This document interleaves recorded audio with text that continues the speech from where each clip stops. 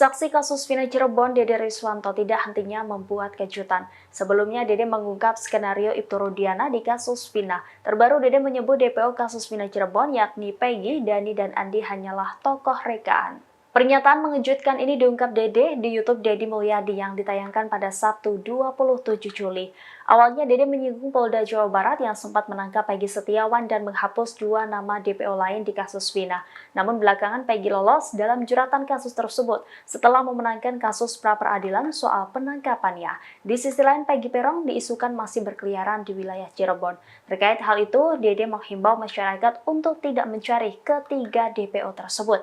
Ia juga meminta masyarakat agar tidak menggunakan ilmu cocok logi di media sosial dan mencurigai orang yang mirip dengan DPO kasus Vina. Pasalnya, Dede meyakini peristiwa kasus Vina ini bukan pembunuhan dan pemerkosaan.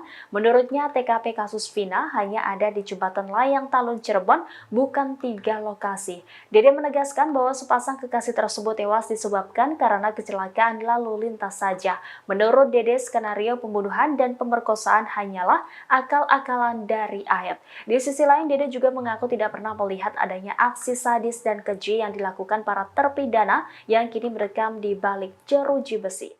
Download Tribun X sekarang, menghadirkan lokal menjadi Indonesia.